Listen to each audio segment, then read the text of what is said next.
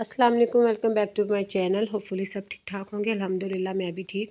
तो आज यहाँ पर ना मैं कुछ अपनी चीज़ें जो थी वो समेट रही थी। मैंने सोचा छोटी-छोटी आप लोगों को टिप्स दूँ कि जो टीनेज की बच्चियाँ या अपने घरों में काम स्टार्ट करती हैं और किस तरह से उनको चाहिए कि अपनी ज्वेलरी को, अपने वार्डरोब को, उसके अलावा अपनी जो ड्रेसिंग टेबल है उसको किस तरह से सही तरह से ऑर्गेनाइज़ रखें, किस तरह से अपनी चीज़ों को समेट के रखें। जैसा कि ये चीज़ें जब हम लेने बाज़ारों में चलते हैं, मार्केट में जाते हैं, बहुत महंगी-महंगी मिलती हैं, तो मैं आपको बताऊँगी। इस तरह के जो है ना बॉक्सेस काफ़ी नज़र आते हैं।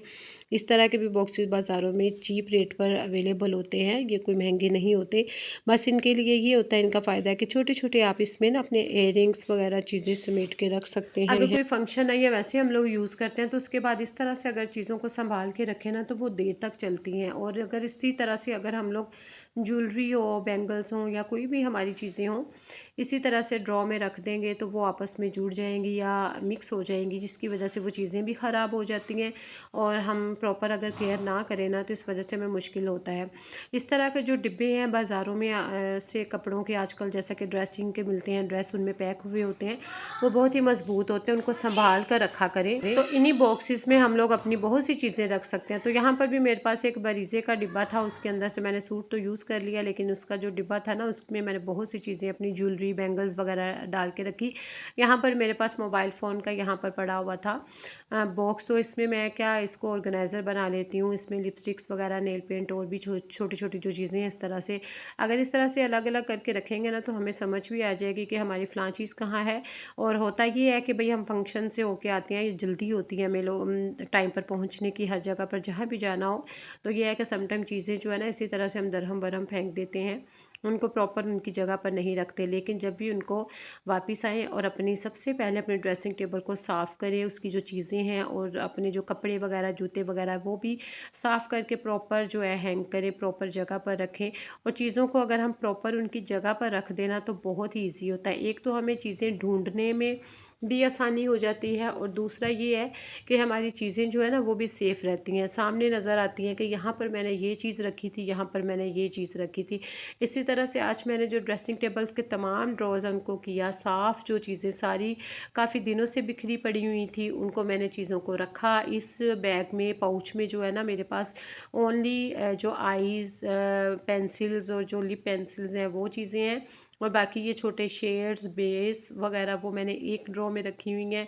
यहाँ पर ये देखें आई शेडेड नज़र आएंगे आपको छोटे-छोटे, और भी इसके अलावा जो फेस पाउडर वगैरह वो आपको नज़र आएंगे, वो चीज़ें रखी हैं। कुछ लिपस्टिक्स जो मैंने ज़्यादा यूज़ करती हूँ ना, जो कॉमन मेरे कलर यूज़ करने वाले हैं, उनको मैंने क्या किया हुआ है, उनको मैं अपनी ड्रेसिंग टेबल के ऊपर रख दूँगी, ताकि ईज़िली सामने चीज़ हो और मैं यूज़ कर सकूँ।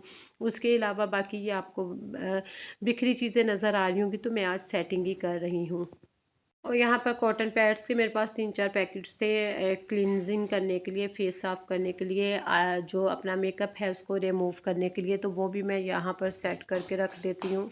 जितनी क्रीम्स वगैरह है ना, आप लोग भी कोशिश किया करें इस तरह से हमने सामने रखी होती है। यकीन करें कि अगर हम ना इसी तरह की जो क्लींजिंग क्रीम, जेल वगैरह, फेस वॉशेस वगैरह, वो तो खैर बाथरूम वगैरह में होते हैं।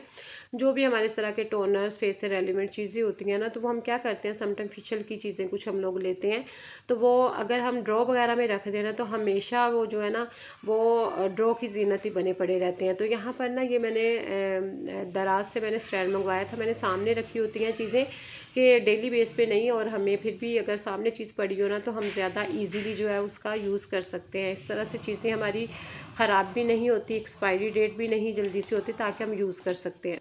और इस तरह के जो पाउचीज़ हैं, क्लचीज़ हैं, और इसको मैंने क्या किया हुआ है कि इस तरह से ना आपके कपड़ों के बैग्स आते हैं, बहुत सी चीज़ें होती हैं जो इनमें रैप हुई होती हैं। इस तरह के जो है ना बैग, वो आप फेंका ना करें, वो आपके बहुत से काम आ सकते हैं। तो ये जितने मेरे पास क्लचीज़, पाउचीज़ थे ना मेरे फैंसी वाले, न्यू वाले, तो मैंने उनको इसके अंदर से फ़ोल्ड करके, इनको रैप करके टेप लगा दिया। थोड़ी-थोड़ी सी बाकी जो 2-3 मेरे हैं, इनको मैंने वैसे ही रख दिया, जो कि रूटीन में यूज़ करने वाले हैं।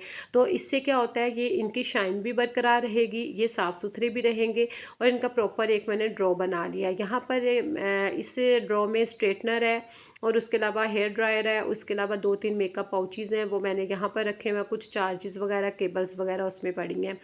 यहाँ पर मैंने एक ज्वेलरी बॉक्स रख लिया अपना, उसमें मैं पूरे ज्वेलरी के जो सेट है ना मैचिंग वाले, वो मैंने रख दिए हैं। बाकी बैंगल्स वाला डिब्बा, और इसमें कुछ एक दो मेरे परफ्यूम्स हैं सीक्रेट वाले जो मैं यूज़ करती हूँ।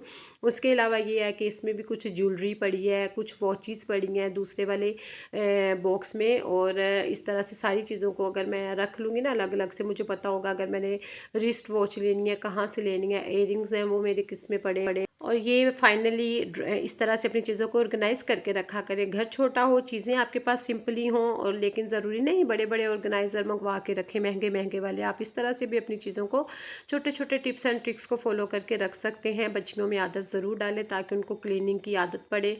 ओके जी, होपफुली आज की वीडियो अच्छी लगी होगी। चैनल को सब्सक्राइब कर ले, बेल आइकन के बटन को लास्ट में प्रेस कर दें, और दुआ में याद रखिएगा। Take care. इंशाल्लाह न्यू वीडियो के साथ हाजिर होंगी। अल्लाह हाफिज़, बाय बाय।